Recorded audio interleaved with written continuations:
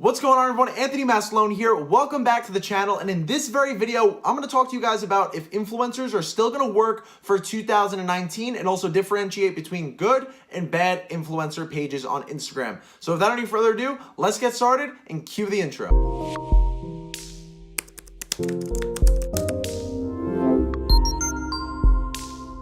So when it comes to Instagram influencers in 2019, things have shifted tremendously, and there's been a lot of changes within the whole space of utilizing Instagram influencers for promoting your business, whether it be a Shopify store, growing your own page, or just getting more exposure to your brand. Things have definitely changed a lot compared to, 12 or 24 months ago. It's a lot more saturated. A lot of people have used it, and a lot of people have used it improperly or really not up to par, and it's really diluted how Instagram influencers work for promoting businesses in 2019. Now, this does not mean that Instagram influencers are dead. It's just a simple fact that you have to use them in a better fashion. So in this video, I'm going to break down a few very key and pivotal points to make sure that you're focusing on these very things so that your Instagram promotions are actually successful, as well as break down a few misconceptions and problems that people are typically facing when it comes to utilizing influencers in promoting their business. So to get things started, if you guys aren't necessarily familiar, there are two main categories of Instagram influencers. You have your personal pages where there are an actual public figure or persona or icon associated with that specific page. And you also have your general pages, which is the other main type, which is typically like, something such as Pitbull's Daily or Golf Daily, Outdoors, whatever it may be. Those are typically more niche down and also much easier to go ahead and use or get in contact with and also get a cheaper quote from. And now, that's because the personal pages have taken a very different approach, and it typically takes a lot more time to really build up that loyal following with a public figure or actual person tied into that page, all right? So the personal page influencers offer a different dynamic where it's more so person to person, and the general pages are typically someone's general interest or niche that they're interested in, and they follow that page because they're interested in that content directly. So the difference between the two, there are a lot of people that went out there and utilized general pages a lot and didn't use them very well. So when it comes to that, you want to try to make sure that you're double checking that the general page influencers that you tap into actually have engaging followers. Now, typically the personal page influencers have much more loyal followers, typically less of a following, and also they're going to be a bit more expensive because at the end of the day, their personal brand and reputation is on the line because themselves, that actual public figure, is tied into that directly. So if they promote a product that isn't up to par or a brand that isn't trustworthy, it's not going to look good for their brand. So it's going to be a bit harder to go ahead and get in touch and have those people promote you if you aren't somewhat established on Instagram or as a brand in general.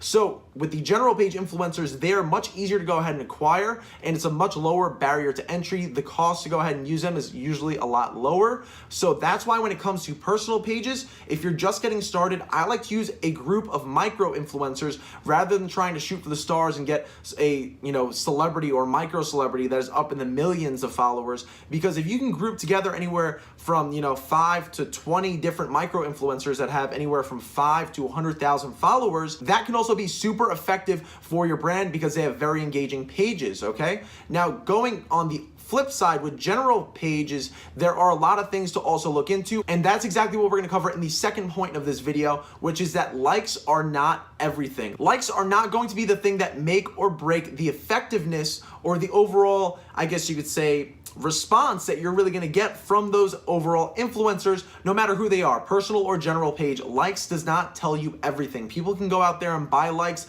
There are bots that boost people's pages and give them more likes than they should actually have, and a like isn't a true form of commitment or a higher level of engagement such as a comment. All right, guys? So I'm going to go ahead and pull up a screen share from my iPhone. I'm going to put it right here on the screen, and I'm scrolling through the comments of it was a baby's page, if I recall correctly. It was a baby's page and a motherhood page that went ahead and posted strictly content about children and being a mother, and all of these comments were super engaging. So yes, this was a general page, and I actually got a quote from them. It was less than $100 to post on that page, and they had a good amount of followers. But the thing that showed me the biggest amount of value is the long form engaging comments. that's when you see that there are true followers and not just automated bots leaving generic short comments such as fantastic, or I love this post, or post more, or amazing, or just a set of a couple of emojis. There's a very big difference and a fine line between comments that are coming from bots and that are coming from true people, and actually dive in depth and talk about the actual image. And after you go ahead and spend some time looking and comparing between the two, you'll be able to tell that there's a massive difference between those two types of comments. And you want to go ahead and strike into the pages that have those long form, true organic comments of people truly engaging with the page that you are about to tap into. Now, if you see that that influencer that you're thinking of using doesn't have many comments like that, the post that you're looking to promote may not be worth it on that specific page, and you may want to look elsewhere. In addition to the actual comments, you want to look at the followers. Scroll through the followers of that actual Instagram page. Are there a lot of real pages that are private that have a decent following ratio?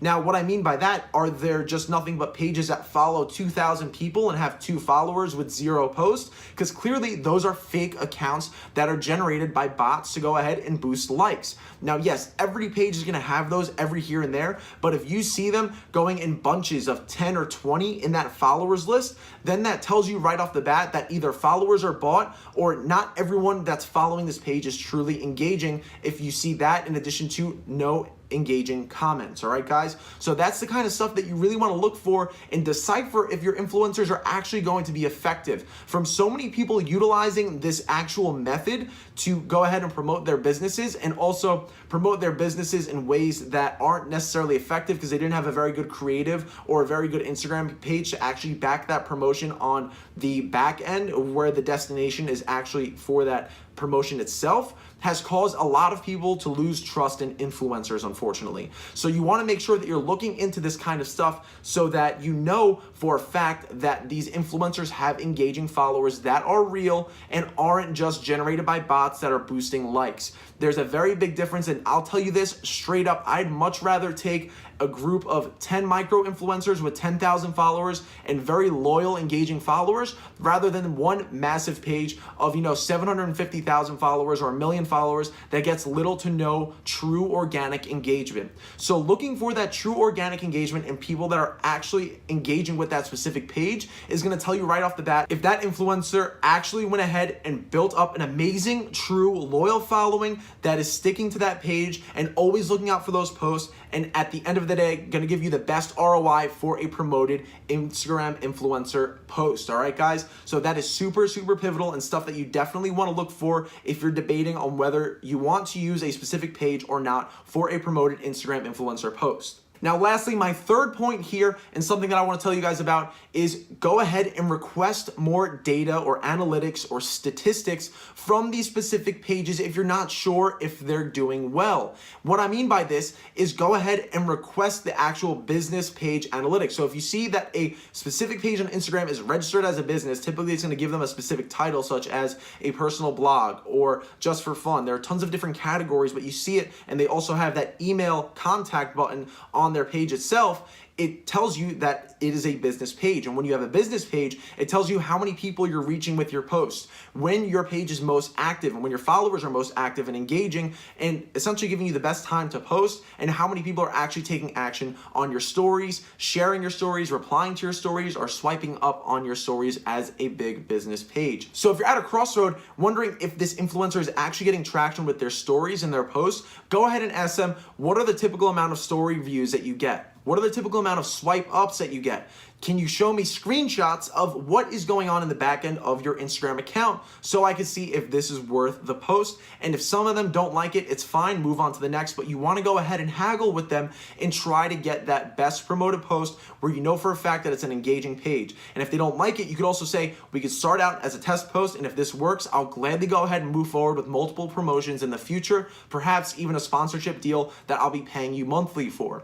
That's the kind of stuff that you want to go ahead and focus on when it comes to utilizing Instagram Instagram influencers in 2019 because of so many people saturating the market, trying to jump into this promotion model, but not doing it properly. So you want to make sure that you realize that likes are not everything. You have to dig deeper and look into comments and followers. That's where a lot of the telltale signs of purchase followers or bots that are running on these specific pages are going to pop up. Now, of course, every single page is going to get those generic comments, but you want to make sure that that's not their sole foundation of true engagement on that page itself. Also, you want to make sure that you're looking into tons of different types of pages. It's not all about getting Kylie Jenner to post your stuff, because that's not the answer, and it's most likely not in your budget at the end of the day. So you want to work your way up, start with micro influencers, work your way up with other personal brand pages in addition to general pages thrown into the mix. You want to go ahead and utilize them and essentially scale it just like a Facebook ad and work up in higher budgets with pages that are super contextual to your actual offer. If you're going out there trying to sell cat products on a dog page, it's not going to convert. You always want to make sure that that actual offer is aligned super contextually with the content strategy of that specific influencer for the best chance for sales, conversion, and gaining more awareness for your brand or your Instagram page. So in layman's terms, that's going to sum everything up here for this very video on whether influencers are dead in 2019 or not, and letting you know exactly how to properly use these Instagram influencers, because there is still so much potential to grow your brands through this perfect word of mouth marketing that is also going to help you go viral if you use it properly, guys. So make sure when it comes to Instagram influencers that you're not just diving into it and throwing money at the wall, because you're going to get the same result if you do that with Facebook ads. You want to do your research, make sure you know where you're putting your money, and also look into the effectiveness of these specific pages. All right, guys, it's not impossible to do. Not everything is hidden, and you could easily go ahead and make sure that this is the right promotion for your brand. Make sure you're using influencers properly in 2019. Don't waste your money on ads. And if you want to rewatch this video, feel free to do it so you can get every single point that we went over. And I hope you enjoyed the video. If you learned something new, go ahead, smash that like button. Don't forget to subscribe and turn on those push notifications for more content just like this, guys. I hope you really learned something new. I want to put out as much value as possible this year, and I hope it's going to help you and your Instagram influencer promotions in 2019. My name's Anthony Maslone, and I'll be seeing you guys in the next video.